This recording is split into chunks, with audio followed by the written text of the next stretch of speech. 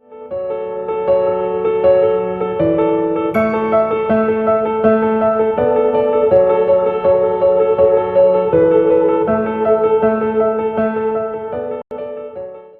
good evening, everyone. And as the Rais mentioned, that it's all a learning for all of us how to be using more and more of Octa in our clinics. So Octa, of course, helps in both qualitative and quantitative assessment of diabetic retinopathy. And all the features that we have been appreciating on a fundus fluorescein angiography are quite possible to now recognize on an Octa. The various OCTA metrics also are being used, such as vessel density, Far's area, area of non-perfusion, which all help us to monitor the progression as well as a response to diabetic retinopathy management. As far as microaneurysms are concerned, the sensitivity of Octa is, of course, low in comparison to a fundus fluorescein angiography, and this being because of a slower flow speed in microaneurysms, which is beyond the detection threshold of an Octa.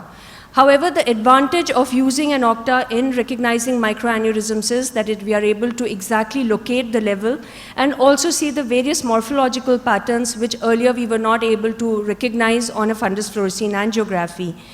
And it is said that these microaneurysms in DR are found to be more in the deep capillary plexus in comparison to the superficial.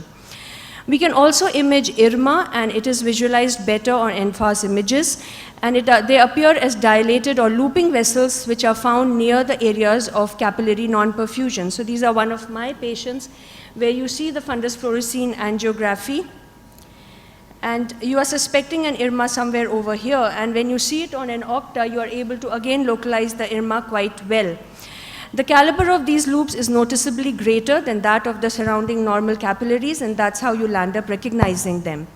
Now, this is interesting, how to image neovascularization using Octa. You have the disruption of the ILM, and which helps you to differentiate IRMA from NVE. You have certain advantages of Octa over FFA. Very subtle NVEs can be detected, which probably would be indistinguishable from microaneurysms on an FFA. And also the precise measurement and monitoring the size and the regression of NVE is more possible on an Octa in comparison to an FFA. The disadvantage is when you have very elevated NVEs much above the ILM, probably they may not be picked up on using an Octa. So I would just like to thank the Rais for providing me a few of these beautiful images. And what you see over here on an FFA, you have these leaking NVEs, you have capillary non-perfusion areas, and you are able to appreciate them quite well when you are using an Octa. You see the NVEs over here, and also the capillary non-perfusion area, which are quite the same as you appreciate on a fundus fluorescein angiography. You have this extensive neovascular front sitting over the disc, and you have extensive capillary non-perfusion, which again is quite well appreciated on an Octa. So Octa helps in also monitoring the treatment response of diabetic retinopathy. You can actually see the regression of the neovascularization, though there may not be much change in the density of superficial or the deep capillary plexus. The choriocapillaris I won't touch upon because Dr. Munna explained it beautifully yesterday.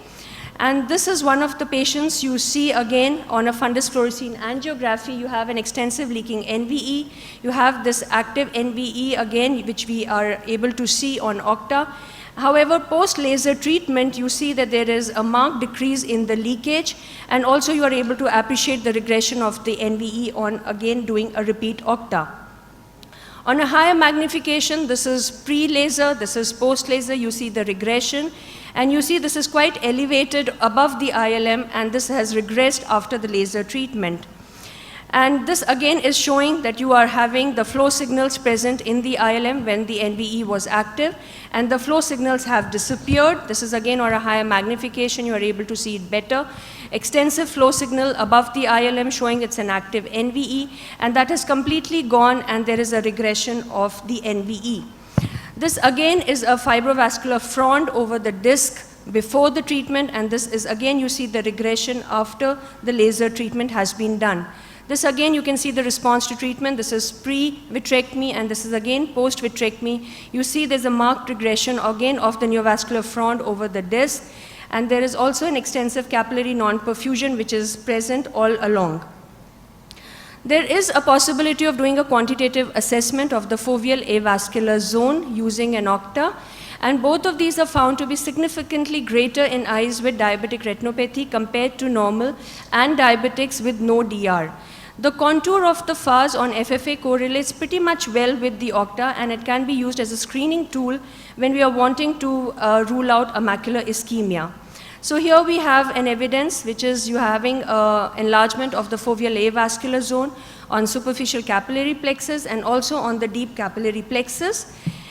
And I find this tool extremely useful when I'm dealing with a patient who's being planned for a vitreoretinal surgery, not able to undergo an FFA for various reasons like a renal problem. I find this tool very useful, which helps me to prognosticate my case. You have the enlargement again of the foveal avascular zone as the disease is progressing. You see there is a much more enlargement and there is a capillary dropout surrounding this area when the disease has progressed to a severe stage. However, it is said that the parafoveal DCP vessel density is said to be having a more robust association when we are wanting to stage NPDR as per the ETDRS classification. We've been talking about drill, which again is very much well appreciated. You have a fundus fluorescein angiography. You see this extensive CNP area appreciated as drill on an OCT-B. And again on an OCTA, you can correlate. There is an extensive flow void area which is corresponding to the area of the drill that you see. This is another advantage of using an OCTA where you can recognize a subclinical diabetic retinopathy, and this is again a non-invasive technique, a three-dimensional technique which offers advantage over an FFA. The changes that we may appreciate when we are diagnosing a subclinical diabetic retinopathy are decrease in the deep plexus vessel density, enlargement of the FAS, a decrease in the parafoveal vessel density in both superficial and deep vascular layers, and also the impairment of the choriocapillaris flow. So this was one of the patients. On clinical examination, we said there was no evidence of diabetic retinopathy, but when we did an OCTA, you could see these peripheral areas of capillary dropout, and that means that the diabetic retinopathy was setting in, which was apparently missed out on a clinical examination. There are changes in the choriocapillaris which do happen, and we know that if there is an involvement and it plays a role in the pathogenesis of diabetic retinopathy. You can have non-perfusion areas in choriocapillaris, and they have been very much detected in DR.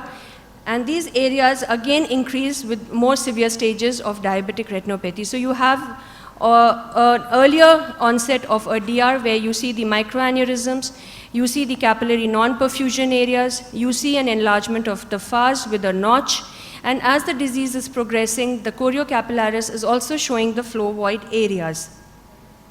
As far as imaging in diabetic macular edema is concerned, the fluid may interfere with imaging and segmentation. The cystic spaces are sometimes hard to distinguish on a fundus fluorescein angiography, and this possibly could be because of the surrounding leakage.